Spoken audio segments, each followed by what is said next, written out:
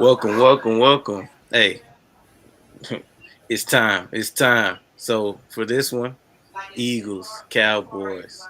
Let's talk about it.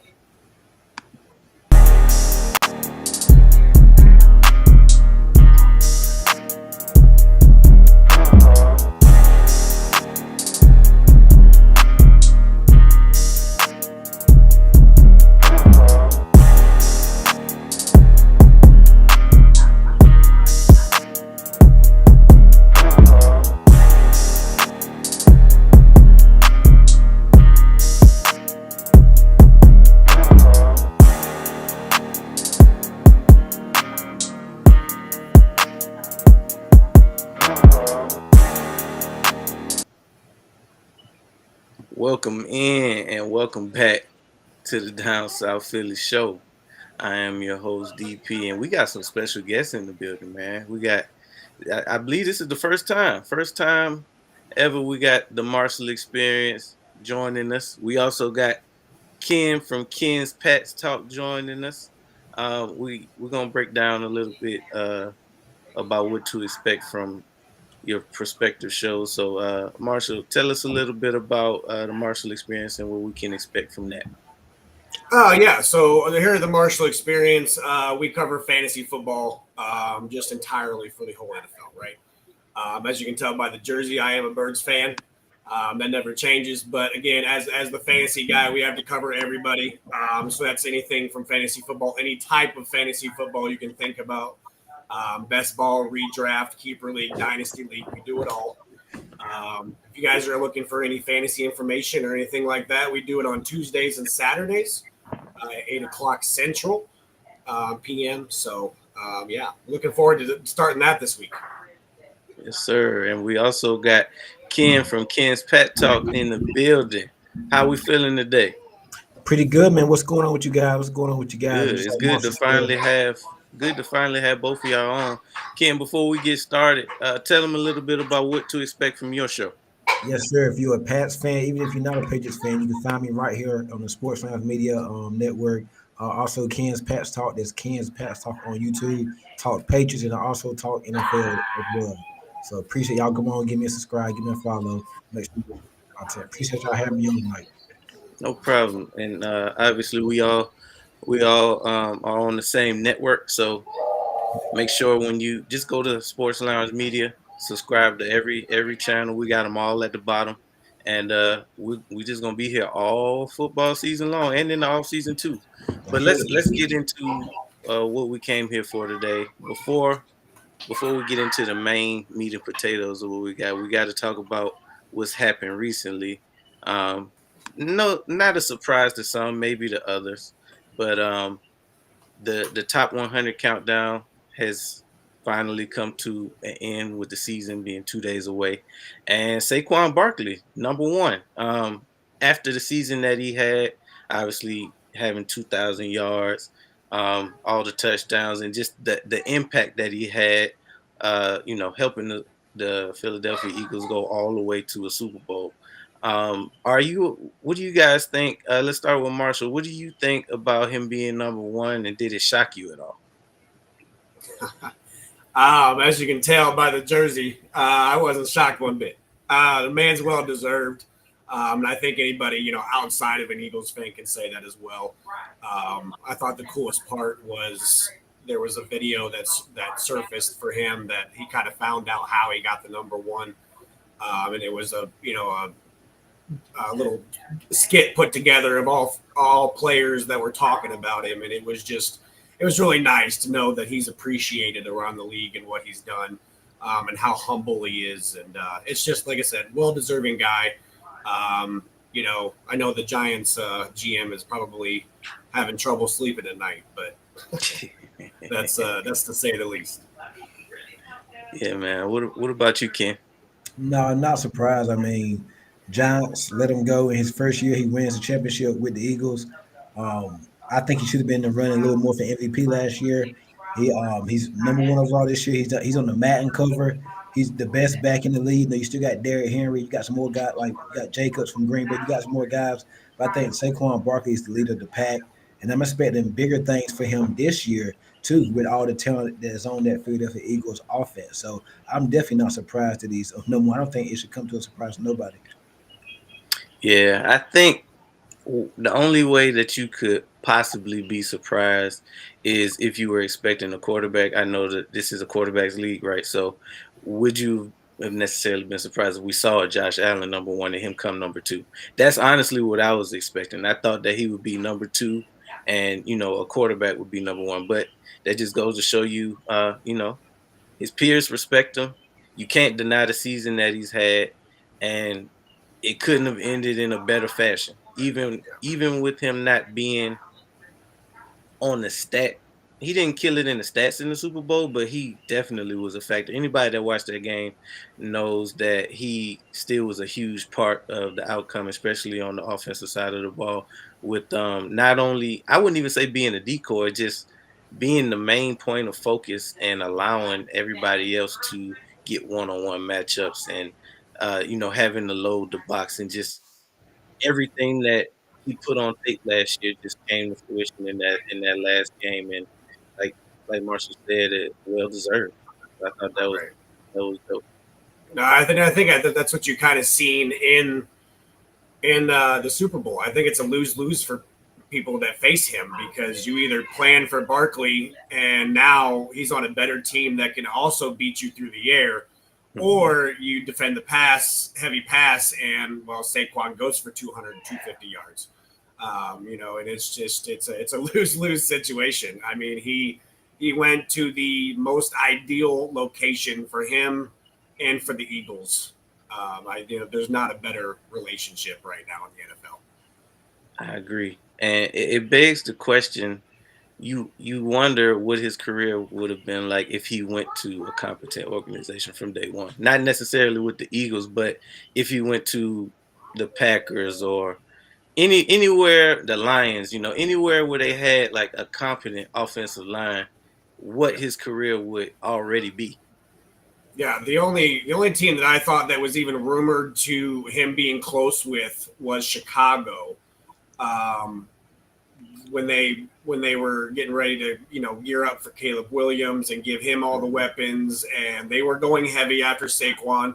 It would be interesting what he would do in Chicago because they didn't have a great offensive line, but they've put a lot of money into that this season. So maybe it was not a year one thing in Chicago, but like I said, I think he went to the best situation.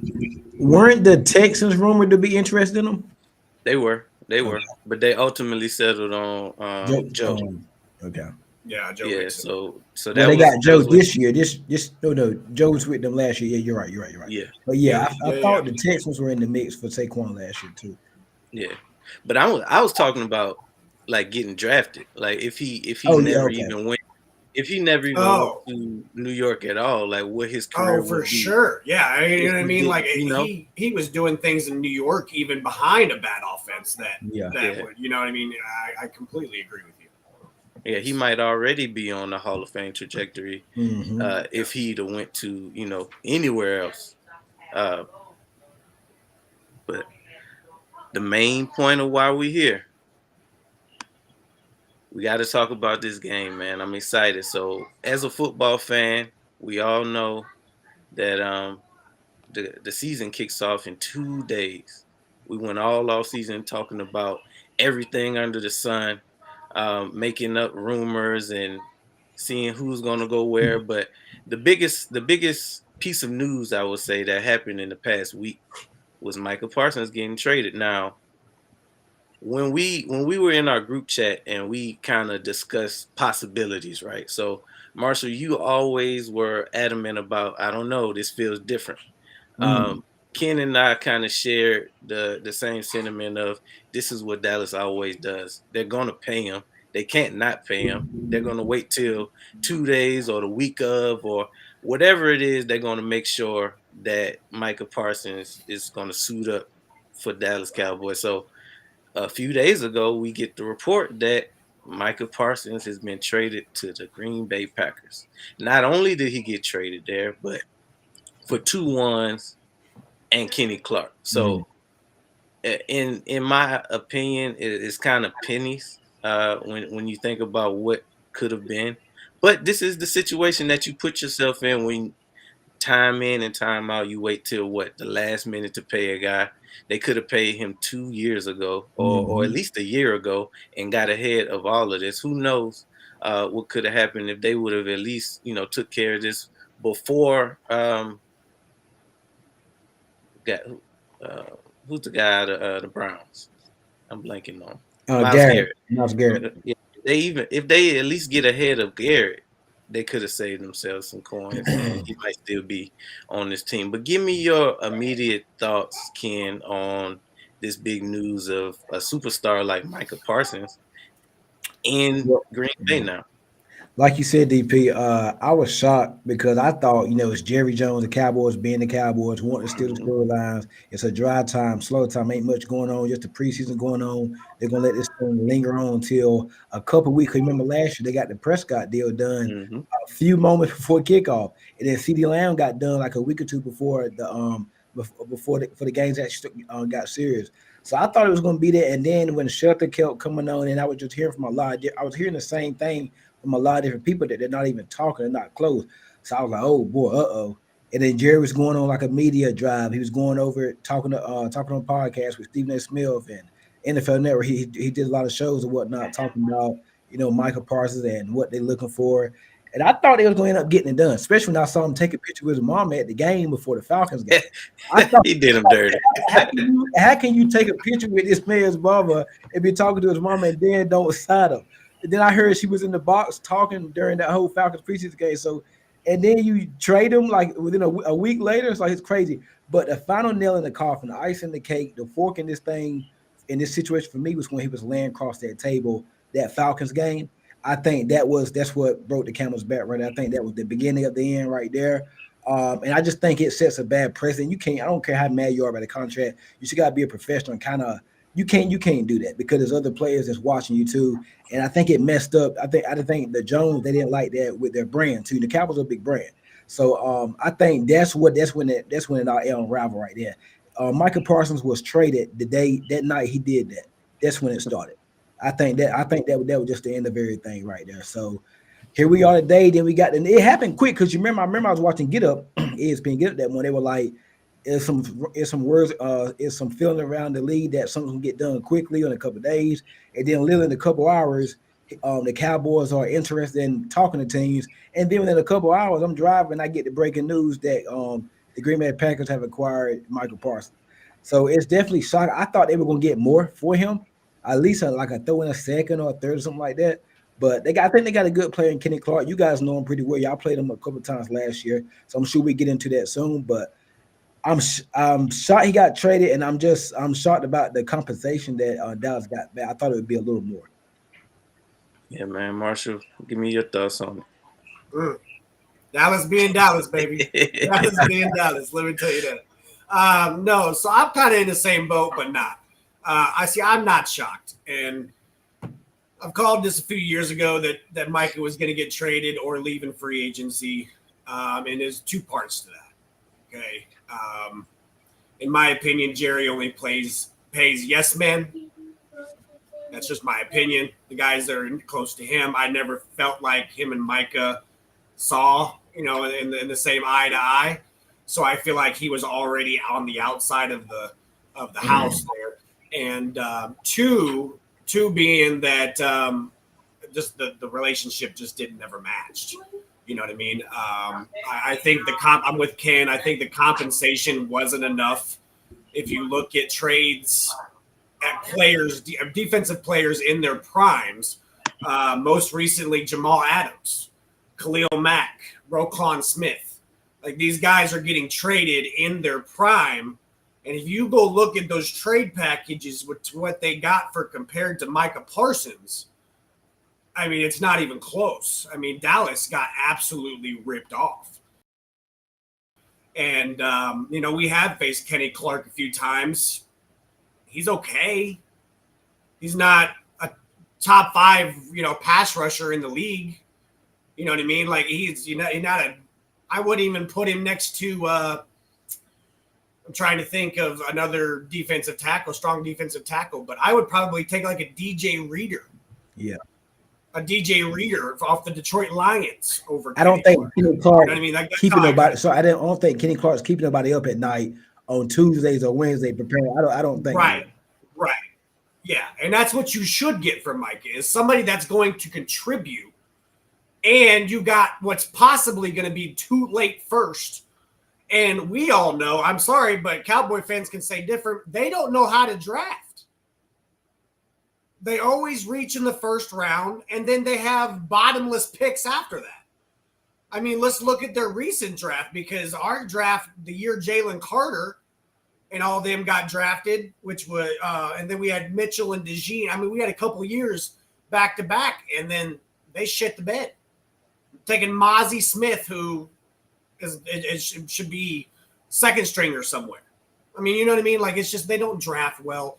And that's what I was telling somebody. It's not about where the picks are. It's about who's drafting, right? Until Jerry gets out of that building, those first rounders aren't going to do anything. And I was telling somebody the other day, I really think that it just is not about Jerry. It's about, I think they have to sell the team. Because if he retires and his son steps in, well, what's his son been learning? Everything dad's doing, right? So it's just going to be another 20 years of relevancy for a little bit, and then we're going to go on another run. You know what I mean? I get it. I would be happy. I'd be happy with Stephen Jones, but I know Dallas fans, if they want a football team in the next 20 years, they got to figure it out and get that man off the hot seat because it's ugly. Yeah, I agree. But to both of your points about Kenny Clark and the compensation, I think it was a move of desperation. Obviously, with it being in the ninth hour, if they make this move before the draft, they get a haul. No question about Absolutely. it. I think it just came down to both sides being done with one another. They needed. It still made their run game better, even though he doesn't really scare you. But that just goes to show you how bad the run game or defensively was for them. Uh, but ultimately, they did get ripped off in that one. If you're going to let somebody like that go, that would be the equivalent of us trading Jalen Carter to the Bucks. And you talking about a riot. Yeah, absolutely, 100%. You talking about it's right. exactly what it'd be like because and let's talk about this game for a second because you just traded your best defensive piece. Like that's there's no argument there. Trayvon Diggs, we can't throw him in a conversation because he's either burnt toast or he's locking somebody down. It's either one, and you're not going to stop Smith and AJ Brown. Micah Parsons is on the D line. I mean, did it really matter before? No, but it got even worse now. How do y'all feel about the Deron Bland extension? I thought it was hilarious. Trade Micah and then sign somebody to a 4-year, $90 million contract. There was 3/4 of your contract you were asking for. Yeah, it was kind of a slap in the face, but I think at that point they had the money, obviously, to do it, and I think that contract was actually in works before. Obviously, it was in works around the same time as Micah, but Micah's going to take precedent. But if you had to pick one, I mean, we're all picking the same guy here, right? I mean, I'm just you had to. Yeah, but I think Bland's a solid corner. He's not no lockdown. He ain't. I don't think I've seen him have some games. He led the league in interceptions one year. Yeah, and that's why he got paid. Something like that. That means teams are targeting you a lot too. Yeah, that was. But he's not a Pat Surtain. He's not a Christian Gonzalez. He's not Quignon. You know what I mean? He's not a number one lockdown. He guy. cashed in on that great year where he was able to get those picks, turned a good bit of them into pick sixes as well. So when you make play, and that's how Diggs got paid. Diggs came out the gate with that that year where he had what? It wasn't quite 10 interceptions, was it? It was up. Yeah, I think it was like 8 or 9. So he had that year, and then ultimately. That's what ends up getting you paid. One of those type of years, and this is generally how the Cowboys work. So it was a move that none of us was expecting, but I mean, at this point, you had to give the fan base something, I guess. But let's focus on it from the Packers side of things. What does this mean for the Packers? Are they all of a sudden Super Bowl contenders? Does it move the needle for them at all? Yeah, I think it does, man. You got I think they're Super Bowl contenders. Joe Love just gotta take care of the football. I mean, if he takes care of the football, he can have some games where he looks like, I mean, the next coming of what Joe Montana, I guess you could say. Joe Montana, Tom Brady.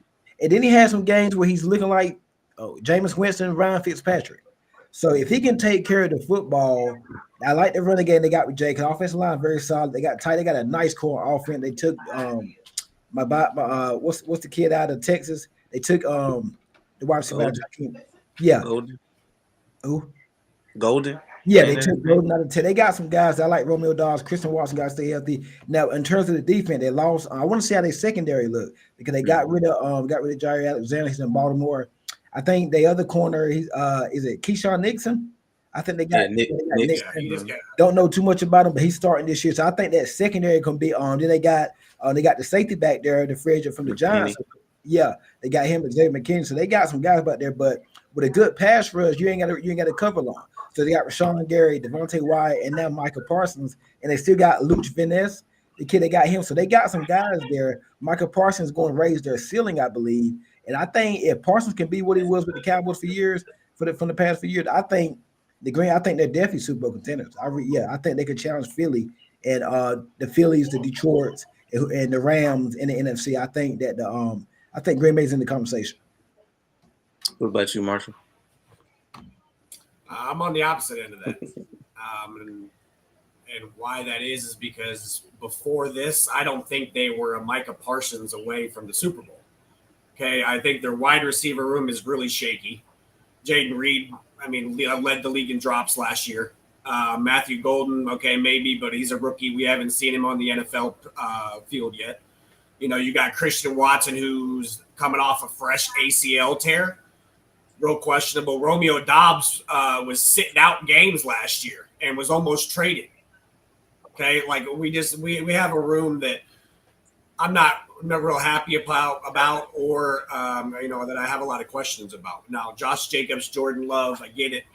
The defense should be strong outside of their starting corners. I think that might be their weakness there. But I think they have strong linebackers and Quay Walker. Now a strong defensive line, and obviously one of the best safeties in the league in Xavier McKinney. So I think the defense, I think they moved the needle per se. I think they now force Detroit and Chicago's hand. I think I'm the only one that's high on Chicago. But I think that they challenged Detroit and Chicago to actually put forth an effort because, well, Green Bay just got Micah Parsons. You know what I mean? Before it was like Detroit's division with the Bears creeping up. Now it's Detroit, Green Bay with the Bears possibly creeping up. And it's like, let's put some pressure on some teams. That's for sure.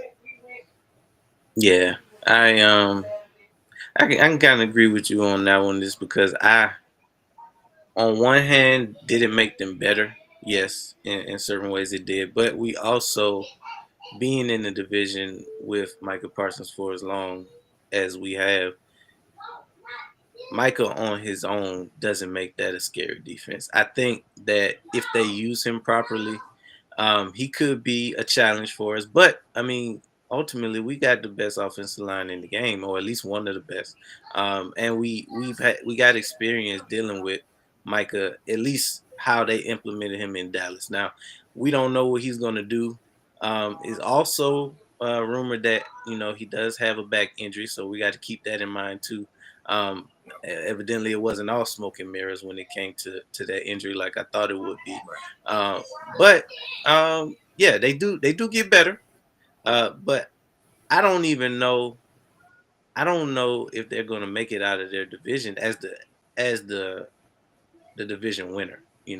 Now when we talk about the Lions, we know what they did last year. Wet the bed down the stretch, but all those injuries, I think they had like 13 people on IR last year. So I mean, that's kind of hard to do anything when you lose that many day one starters coming into the season. Uh, And when you add on, Now, if we're looking at Micah Parsons on Detroit, that's we're scary. having a totally different That's conversation. scary. Yeah, that's a totally different conversation. That's scary. But for the Packers, does this make them even the best team in the division? That would be my question. Before we even get to the Cowboy conference. fans.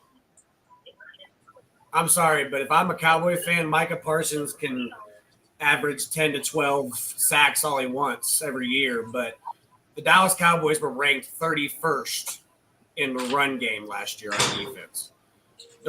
Against the run, Micah Parsons is not good, guys. Not good at all. And you just got a lot worse. So, I mean, it's gonna be interesting, man. I think that opening day, I think Saquon's gonna open a can. Yeah. Without further ado, man, we got to get into this game. So obviously, I don't know. Coming into this game, I was really confident that we were going to win the game regardless. But then, like you said, Dallas loses their best player a week before they play us, which, at the end of the day, it makes their room weaker. Now, this unit defensively was bad last year, and they couldn't stop the run with a DeMarcus Lawrence and a Michael Parsons on the edge. They were very weak up the middle. Even though I do like Overshown, he got hurt, so we can't even count him because he's just not there at the moment. So I mean, even with they've shown flashes of things, and when they get up on lesser teams, they can kind of put their foot on the necks. But last year was just one of those years, especially when you take Dak out of the equation, then you're looking at a whole nother. But to be fair, there aren't many teams that look good once they lose their starting quarterback. So got to keep that in the context. But when we look at this game, and I know we kind of talked about it already a little bit, when we look at this game Thursday and consider the fact that they did lose Michael Parsons, how does that change the matchup in your opinion, Marshall? Like I said before, I don't think that it really changed anything.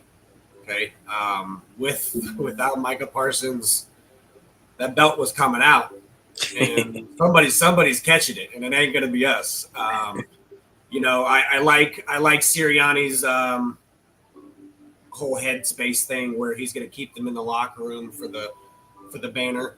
Look, we're past that. We're Super Bowl champions, cool, but we're on to the next, and we're focused. So.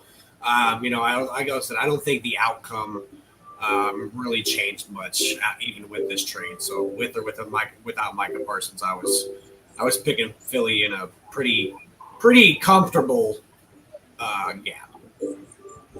And so, Ken, I remember when you had West Coast Cowboy on, you said that you just felt like Dallas was going to potentially pull it out. Does the news of the loss of Parsons change that prediction for you at all? It does, big time. But I do think maybe with Parsons being gone, this can galvanize the locker room on offense and defense, and they can rally behind that, and they can be motivated because nobody's picking Dallas. I think there were 8-point underdogs right now. Last time I checked, 8.5-point underdog. So nobody's gonna pick them. It's Thursday night football, prime time.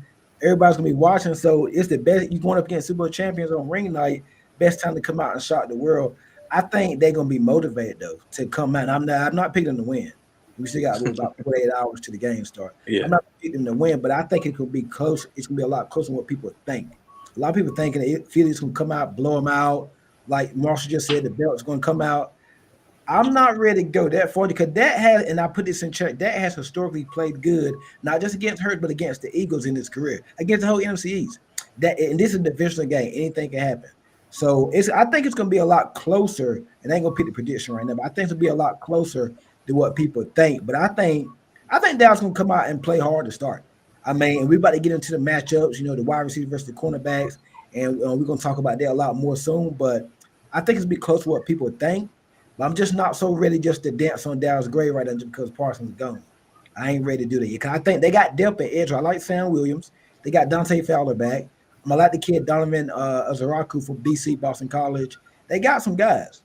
So let's just see how it does. And then Kenny Clark, I think he's going to help. He's going to help the run game. He's going to help their run defense. Not going to be great, but I think he will help them. It'll be better than what they ain't going to be last in the league like they were last year. It'll be better. So we'll see what happens. I like their play caller, Matt Uberflus. He's with the Colts. He's with the Bears. He's a pretty good defensive coordinator. And it's week 1. Philly might come out kind of rusty a little bit because they didn't play in the preseason. Dallas didn't either. But Philly might come out, just kind of going through the motion and whatnot, and then boom. And then I think later on in the game, Philly might take off with it. But we get in the prediction here soon. But I think that I'm not ready to dance on Dallas great right now. Not just yet. I don't know about you, DP, but every time Dak seems to play us, we're just not good. But every time that we're good and we're healthy, that's when all of a sudden he's hurt. So I don't know. It's some interesting timing, especially when you think about the fact that he's only 2-1 against Hurts. So that just means that they keep missing each other for some reason. I like what the NFL did though, putting this game first though. They're like, listen, we're going to see Dak and Jalen Hurts this year. Now, I will also say in Dak's time in Dallas, this is the best Eagles team on both sides that he has faced. For sure. So, we'll definitely see if it's a Dak problem that we have, or it's just he just plays us when we're bad. Hey, we'll see about that. But yeah, I kind of feel the same way that you do, Marshall, when it comes to not necessarily either whether Micah was there or whether he wasn't. I wasn't really too concerned. I think from an Eagle standpoint, when you think about what we could potentially face from a problem standpoint, is health. I think as long as we're healthy, we're always a formidable opponent. And obviously we got 3 question marks on the back end. So we don't quite know who's going to start at safety. We don't quite know who the second cornerback is. We don't know for 100% sure who's going to be the opposite linebacker to Zach Bond. We suspect that we know all 3 at this point from, camp and preseason games, but we don't quite know. They're kind of holding that information, close to the chest, close to the vest right now. But I would say really our biggest concern at the moment is health. Obviously, when you think about A.J. Brown, how we kind of, nursed that hamstring all season for the better part of the last month. He hasn't really had any real action until today, really, which I can appreciate because we remember last year, down the stretch, he missed 3 or 4 games due to the hamstring injury, and we're not the same team without AJ Brown. And then when we think about Smitty, he also was dealing with some injuries as well. So I think health is probably the biggest concern. Obviously, you want to respect the division opponent. You see them twice a year; they know you. Last year we swept them, so they want that. And on top of that, it's the first game of the season. Everybody's ready to go in the first game of the season. Everybody's 0-0. Everybody has Super Bowl aspirations. It's week 1. You can't ask for a better matchup for us, I would think, especially when you consider we're breaking out a brand new offensive coordinator. Obviously, we got pretty much everything returning from the offensive side of the ball. With the respective right guard, we got Steen, who we expect is going to be the starting right guard. Dealing with some injuries on the offensive line. Dickerson coming back from that knee scope. I think Juergens had some back issues earlier in the off season.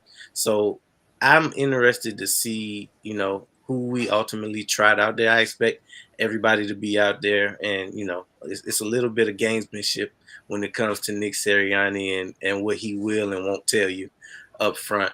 But what are your concerns coming into this game, if any?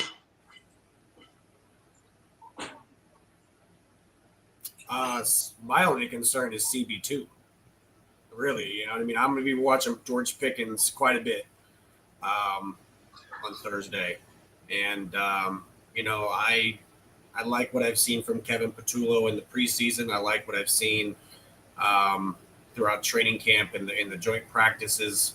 So I'm excited for him to finally, produce something and mean something. for the football team and to get to do it with the starters. But I think Dickerson coming back is huge. I kind of like what Kim Jurgens said. He said he was asked if the banner was going to be motivational at all, and he said, "I don't need motivation for that." He said, "We're playing the It's Cowboys." Dallas week. Yeah, it's Dallas week. What other motivation do I need? I mean, this is a week that they prepare for. Like they want to play this game. They look forward to this game. And, that's just I really don't have any concerns, but I am going to be watching that CB2 and that safety spot quite close. About you, Ken, when you on the outside looking in, are there any concerns that you have either offensively or defensively when you look at the Philadelphia Eagles coming into the season? I agree with Marshall that CB2, the cornerback. Y'all lost a lot. You lost Sweat, lost Williams, Slay, CJG. Y'all traded him. He went to the Texans. So a lot of people have been talking. Y'all lost a lot of talent. Now y'all do draft well, and y'all filled in the spots pretty well. I'm interested in seeing the cornerback too. Is it going to be Jacorian Bennett? Is it going to be Adoree Jackson? I'm interested in seeing that. I think George Pickens. I think y'all probably going to take Lamb away. Probably put Quinion over here, or probably double Lamb. I think George Pickens. If George Pickens has a day, we could be sitting right here doing a recap show with we could be shocked, like having some different reactions to it. I really believe that. I think George Pickens can have a day. I don't think y'all have a cornerback too. I haven't heard. Is Ringo? Is he going to be playing? No. Yeah, but Ringo is he's like not third or fourth he's on the not depth yeah chart. he's not the winner. He didn't win Yeah, the starting job at all. I think now the way to beat that, you got to have a good pass rush. Y'all do have y'all got to have a pass rush. But I think I think Pickens can have a game if he can keep his head in the game and just stay focused and whatnot. I think he can have a game. I don't think Lamb's going to do too much. I think y'all gonna try to take him away and just make them go to Pickens. And Pickens, I think he's like a 1B. I think he can actually be that guy opposite CD Lamb. And Dak hasn't. I mean, Dak has some talent. He's had a lot of talent, but I think Pickens and Lamb, I think they're going to do damage. Probably not this game. They probably don't do it together, but I think one of them guys can go off because I think y'all do have a few question marks on the defensive side of the ball.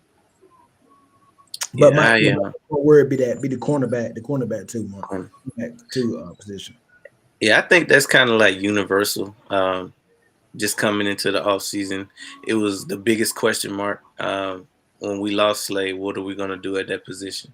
Me personally, I would have loved if we could have held on to Isaiah Rodgers, and giving him that contract that he ultimately ended up getting with the Vikings. Seemed like it was very affordable, nothing that we couldn't handle. But we had plans. We wanted to see what Ringo did, if he could live up to what we wanted him to be, and ultimately he hasn't so far. Kind of disappointing, but at the same time, at least we gave him the opportunity to see what he has, right? So obviously we go out and we trade for Jacorian Bennett, which kind of lets you know that we still had concerns at the position.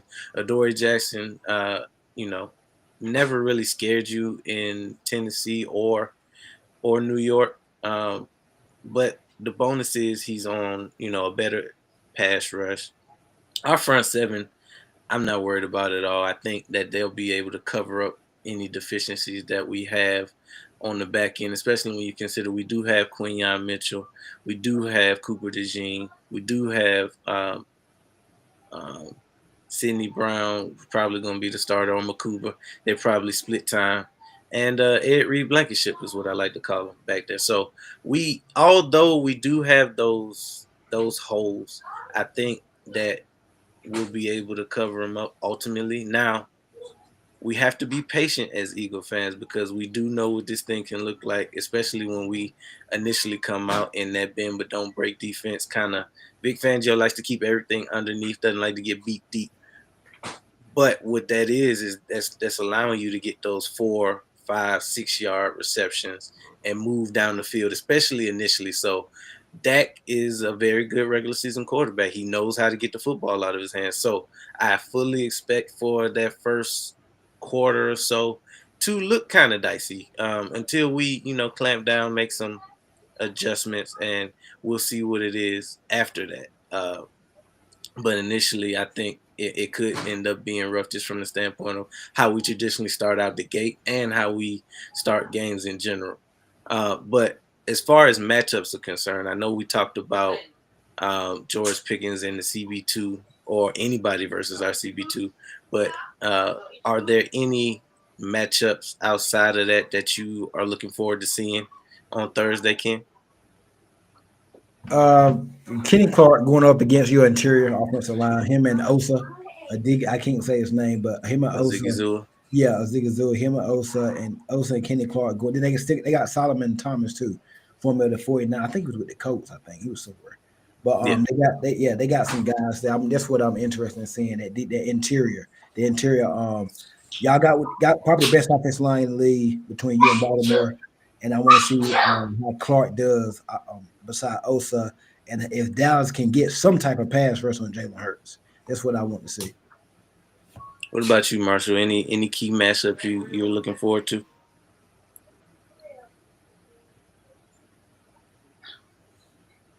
And I just want like 180. I want 180. 180. That's all I want. No, realistically, I don't think mine's on the offense. I think mine's on the defense. Listen, this to tell a kid that he has to tone it back in practice because he's going to hurt your quarterback, that means something. Okay, that means this kid is ready to play football. And when Vic Fangio looks at him and says, "Hey, you remember that red piece of jersey that I told you not to hit?" Yeah, that's not a thing anymore. I mean, I think he's going to absolutely crack Dak Prescott, and I'm going to jump off the couch and go absolutely bonkers when he does. I mean, I would not want to be hit by Giant Campbell. I can promise you that. Yeah, I remember Tyler Booker had some comments about Jalen Carter after he got drafted. Yeah. Have y'all has Jalen Carter responded to that? Cause y'all know No. Okay. Yeah. Is he aware? Oh, he's yeah, aware. he's aware. He's aware. He's gonna show it up. He's gonna give him a quick, one of those to the. Because I haven't heard no more about it, so I didn't know if anything had been said. So I'm gonna be looking at that too. Yeah. I think that might be the most scariest part of it, that he didn't say anything. Exactly. That's what he gonna give him a punch upside the head like he did on the other dude. So yeah, just to piggyback off of what you both said, I am, interested to see what our young linebacker does. I'm also interested to see, with them getting a little better in the trenches, at least on the inside of that defensive line, if it makes a difference. Because if it doesn't, it's going to be a long night for them. Because not only do they have to look forward to Saquon, they got A.J. Dillon, and Shipley. Shipley looked great in the off season and at the down the stretch in the postseason. So I'll be interested to see how everything fits together. We've been waiting on the season to start since it ended. So I mean, even though we being fans, you and I, Marshall, of the winning team, it just seems like we wanted more. It didn't feel real to be up 40-6 in a Super Bowl. You can never guess that could happen. Right. But after it happened, it was like, okay, I'm ready for a little bit more of that. We can do a little bit more. And it does suck. Obviously, when you win a Super Bowl, your roster gets depleted. So I mean, we did have some big losses. Players get paid, coaches leave. That's what people don't realize is it's a vicious circle. Why? It's a vicious cycle. I think the biggest shocker would be us trading away CJGJ. When we did it just seemed like it was out of left field. After that, we kind of heard some rumblings of maybe some reasons why it would have happened, and whether you agree with it or not, it's done now, right? So we got younger at the position. There were talks all season long about us getting Simmons, which we kind of held off hope, just a little bit of hope for. Didn't happen. I like what I saw, the small sample size that I saw out of Makuba. Obviously, we know what we're getting out of Sidney Brown. Not necessarily what you would want coverage-wise, but he's a heat-seeking missile. Yeah, he's a hard hitter, but I don't think his tackling is so for sure. Right, You know what I mean? because he's a heat-seeking missile. So I mean, you it's kind of you got to take the good with the bad with him. It's a young unit, so I do expect it to be some growing pains, especially from the safety position early until we figure that out. Hopefully, we don't figure out that the guy isn't in the building at all. Obviously, when you think about him, Makuba and what he can bring to the table, we just want him to stay healthy so he can show us what he can do. In Vic's scheme, we don't want anybody to get behind us. So I don't know if you necessarily can say easy, but it's probably easier to play safety for a Vic Fangio scheme because of the fact that, just stay deep. Stay deep and make your tackles when you come up for such. I had one more thing to talk about from this game. Let me pull that up.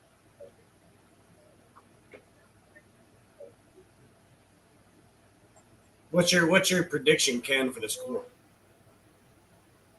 Score? Yeah. Let me pick a winner? Yeah, pick a winner and pick a score. Yeah.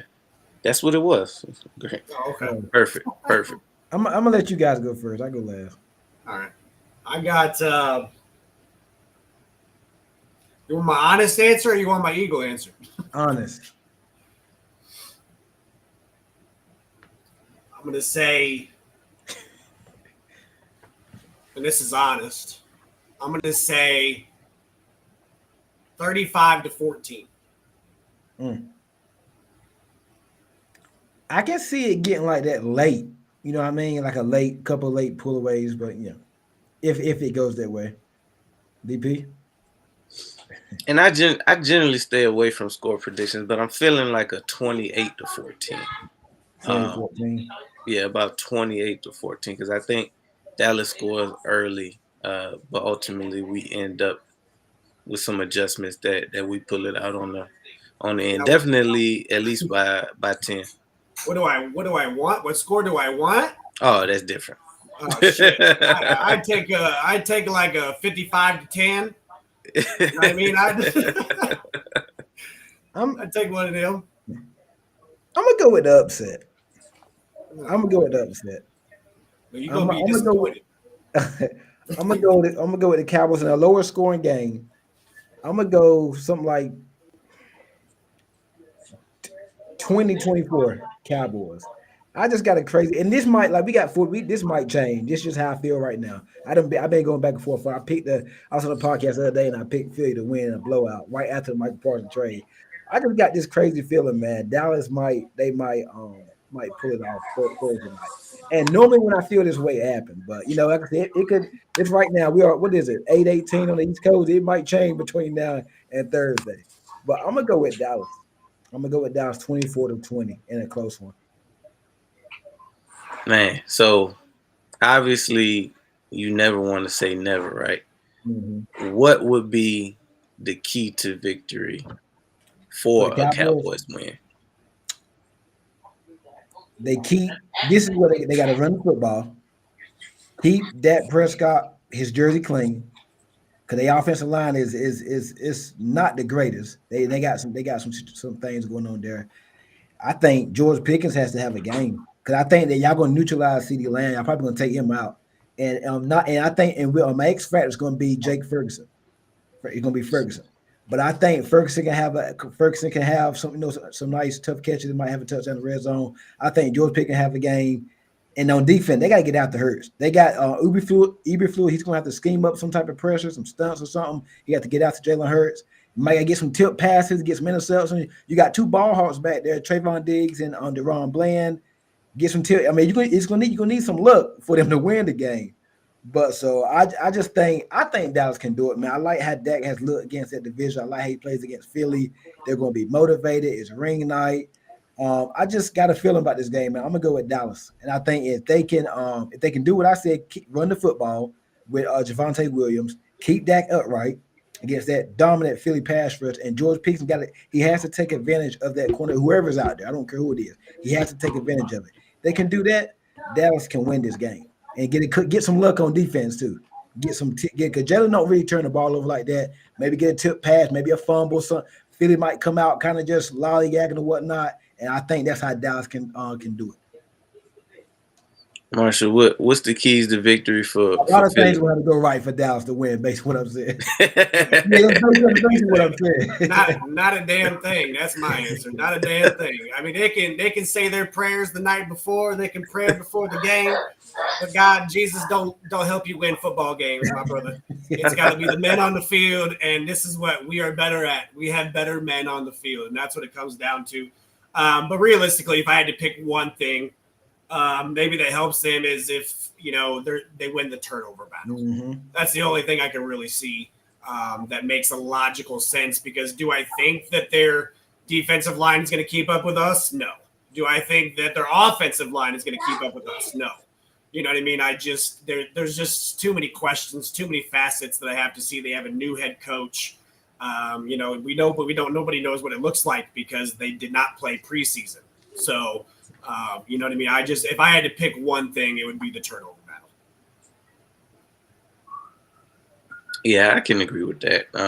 If we're talking about from a Dallas standpoint, the keys: stop the run and run the ball. If they can do those two things, obviously you put yourself in the best position to win any football game. Get the Eagles offense in 3rd and long.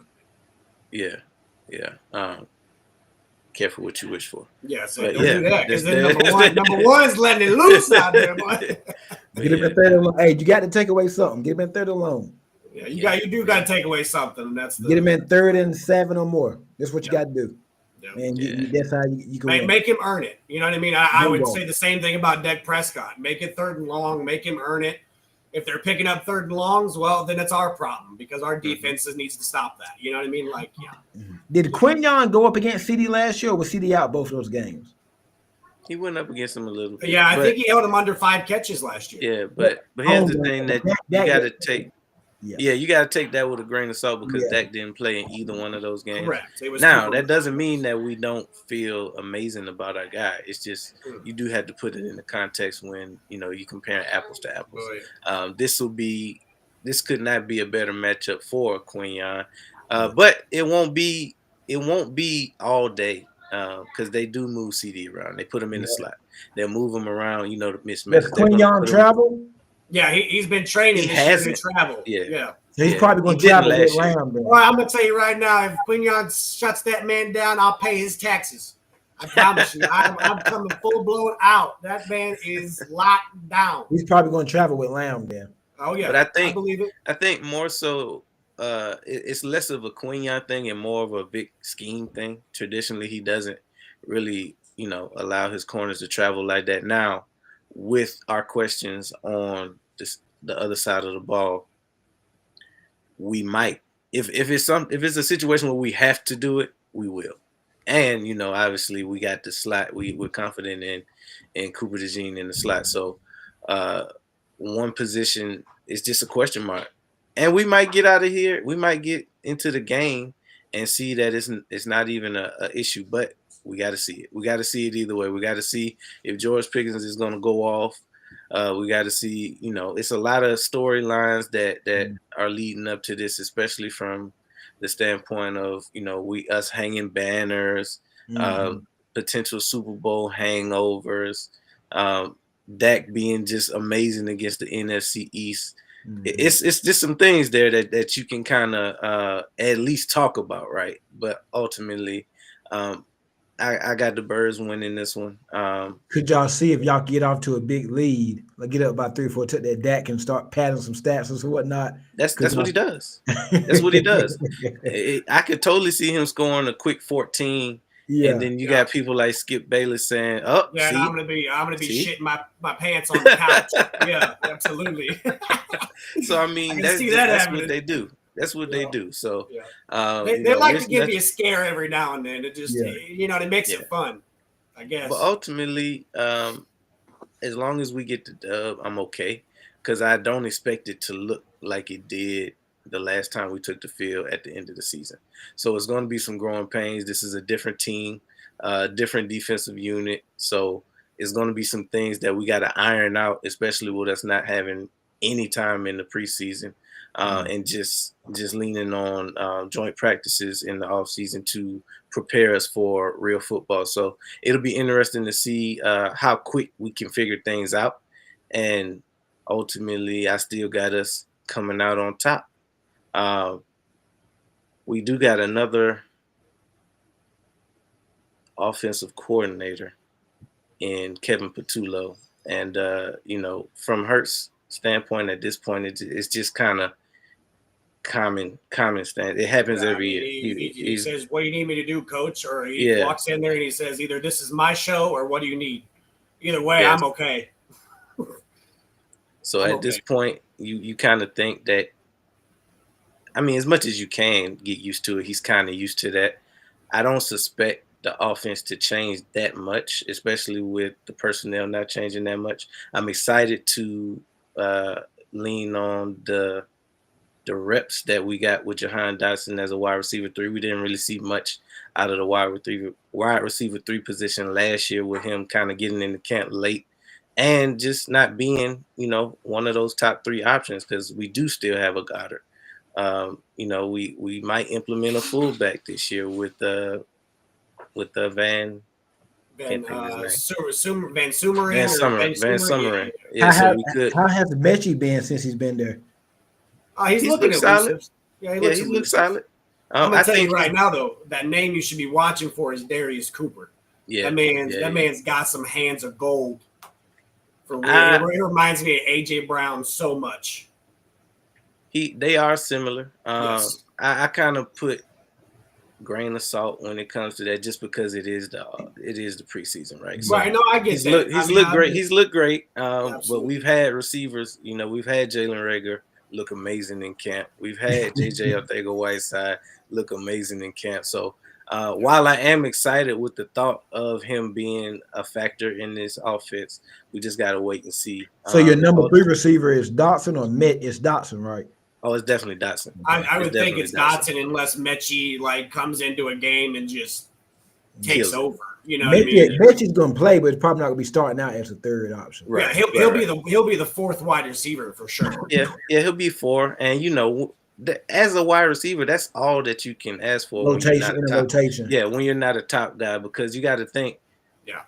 Wide receivers aren't going to play 17 games. Right. No, so I think at some point you're going to get bumped up. Yeah, the wide receiver 3 spot is going to be like our defensive line. It's going to be a rotation. You're going to see Dotson. You're going to see Cooper. Mechie. You're going to see Mechie. I mean, I think you're going to see kind of just whatever the package is. Mechie's going to be taking over the top. Darius Cooper, more of a possession guy. And, Jahan Dotson, well, he's familiar with the offense. So, yeah. And I would like to, you kind of hate the loss of a Johnny Wilson because of him having a great camp and what he could have given us from a red zone threat perspective. But, at the end of the day, it sucks. It always sucks to lose a guy, especially when you hear, great things coming out of camp. But we still got one of the best tight ends when healthy in Dallas Goedert. I don't think you can necessarily put him at the top end of that ranking because he is injured so much, but we've seen what he can do when given a chance and healthy at the same time. So we have a lot of weapons for Dallas to be worried about, and any defense for that matter. But I feel really good about this one. Man, this was a great conversation. I appreciate you both for being on tonight. Finally getting you both on the show. We've been at this thing all off season, so it's finally it happened when it needed to, and no better time than Dallas week. Absolutely, yeah. So I think this is a great segue into what we can expect from the Marshall experience. So kind of break down what tonight's show is going to be about. So tonight we're just kind of breaking down how our season's going to go. So we're going to go over how Tuesdays are going to go, what you can kind of look for, how Saturdays are going to go, and what you're going to find on that episode. And then we're going to actually be previewing the Eagles and Cowboys from a fantasy preview. And do we think that they're going to meet projections? Who goes over, who goes under? And we're going to be tackling the whole bit. Cool. So let's get to these comments before we get out of here. We got Sir Bagel in the building. He missed the intro. But yeah, we got my two guys from the Sports Lounge Media Network chopping it up about the Birds and the Cowboys. That Chicago's gonna be better this season. Coach Colts own the Pats. This is just blasphemy right here. Peyton better than I shouldn't even put that one up. That's tough. That's tough. Go Birds. I don't know if I can condemn that one. Nah. Crew looking sharp. Appreciate you. We got Rob in the building. What's going on? Let's see, we got Mike in the building. Yeah. And Rob again with the Chris next door. Who is Chris next door? Oh man, I appreciate y'all for tuning in, man. We had a great conversation about Birds, Cowboys. Here we go again. Division rivalry. Need we say more? We talked about matchups. We talked about what we're looking forward to in this game. And ultimately, football is back, gentlemen. We waited long enough. We got 2 more days, not 2 full days at this point, but we actually are going to be live streaming on Primetime Sports. So we're going to cover this game on Thursday, starting at 8 p.m. Eastern Standard Time. And we'll be back for the Friday game against the Chiefs and the Chargers, which, interestingly enough, that game is going to be free on YouTube. So I'm excited about that as well. That's all we have for tonight. Make sure that you like, comment, subscribe. Make sure you go on over to the Sports Lounge Media. Give us a sub on that main channel, and then go over to we got the Marshall Experience. We got Ken's Pats Talk. We got SLM Bets. Of course, the Down South Philly Show. We got Sports with Sunshine. The main show, the Sports Lounge Media Show. And several others. We got some stuff coming in the works. We got baseball. We cover we don't cover soccer. We're gonna cover hockey, baseball, basketball, and football, the major sports. But yeah, go ahead and tune in. We appreciate you. We'll be back at this thing on Thursday. But for now, go Birds. Yes, sir. Have a good one.